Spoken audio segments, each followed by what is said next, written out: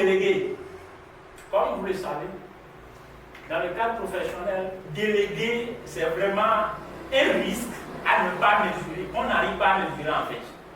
Puisque une fois que tu délègues, le résultat c'est toi qui assumes. Si c'est négatif, tu vas assumer de A jusqu'à Z. Il n'y a pas de demi-mesure à faire même. Il y a des gens, ils ont délégué et suite à des incidences, qu'est-ce qui s'est passé? On les a fait moins de 200 000 dans leur salaire. Et imaginez combien il est en train de gagner en ce moment. Donc on a dû toute une année défaquer un peu les 200 000. Il a senti ça amèrement. Donc tout compte faire, c'est pourquoi nous disons que c'est une attitude professionnelle. Tu analyses la personne, tu vois ce qu'il fait au quotidien, tu sais qu'on peut lui faire confiance en lui déléguant ceci. Et vous lui faites confiance. Donc c'est une capacité. Vous savez quoi, il y a des gens, ils délèguent chaque fois, ils ont des retours très super. Mais il y a des gens, une fois ils se permettent, le résultat n'est pas positif. Donc c'est savoir-faire. Capacité à lire des plans. Je vous rappelle, quand on était des commerciaux dans ce pays, il faut maîtriser tout d'abord la ville, puisque déjà quand vous venez, on vous soumet des plans, on te donne un territoire dans lequel tu dois faire tout pour faire sortir des clients. Puisque ton objectif c'est de vendre pour la société. C'est pourquoi tu es commercial. Donc on te donne le plan.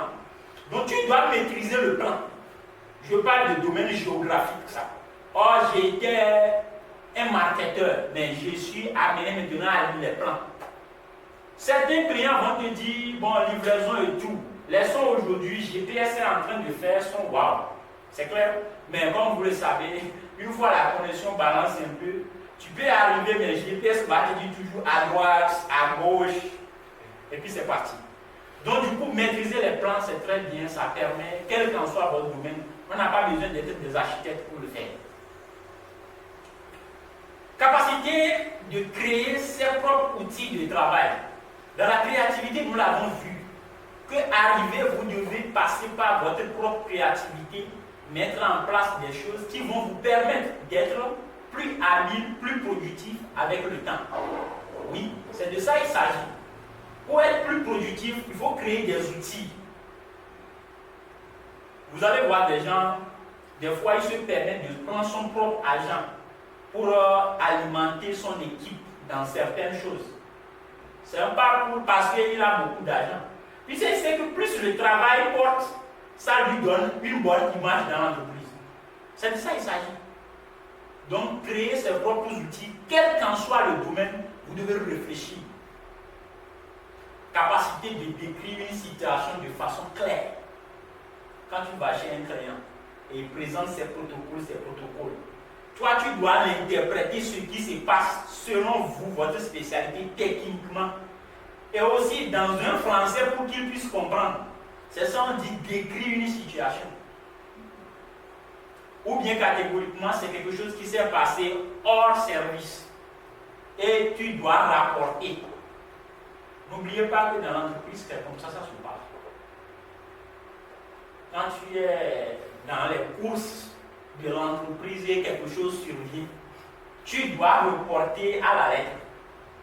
Donc il faut décrire de façon à ce que quand 3 personnes vont lire, ils auront même image de la chose. Quand même ça va faire des années, quand on va lire, on puisse comprendre. Il ne faut pas décrire de façon à ce que c'est toi seul qui peux interpréter. Ça ne marche pas. Capacité de définir des objectifs. Je sais que quand on dit objectif, ça devient un problème. Puisque les gens vont dire objectif quotidien, hebdomadaire, mensuel, annuel, et ça devient tout un problématique. Tout compte fait, j'ai l'habitude de dire, quand on parle d'objectif, nous faisons référence souvent à cet acronyme qui est SMART. S, ça veut dire spécifique. Un objectif doit être spécifique. Je suis cette formation, je participe à cette formation pour me rendre plus employable dans ce domaine. C'est de ça qu'il s'agit, spécifique. M, SMART, le M, mesurable. A, atteignable. R, réalisable. Et le T, temporaire. On ne peut pas avoir un objectif illimité dans le temps, ça ne marche pas. Donc c'est de ça qu'il s'agit.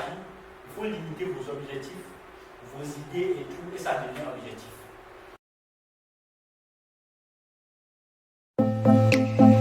Êtes-vous à la recherche de l'emploi ou vous travaillez déjà et vous souhaitez faire de votre parcours une carrière professionnelle digne de ce nom? Académie Zéro Chômeur est conçue sur mesure pour vous. Elle vous permettra de cultiver les compétences, les qualités et les aptitudes nécessaires aux emplois nouveaux. Faire une connaissance parfaite du marché de l'emploi. Connaître la démarche à suivre dans la recherche d'emploi et préparer l'entretien d'embauche. Rédiger un bon CV et une lettre de motivation. Maîtriser le processus d'obtention de la promotion au service. Une formation de 10 modules érigée en vidéo dont l'objectif principal est de rendre employables les jeunes en quête d'emploi et d'aider les professionnels à construire une carrière professionnelle selon leurs attendements.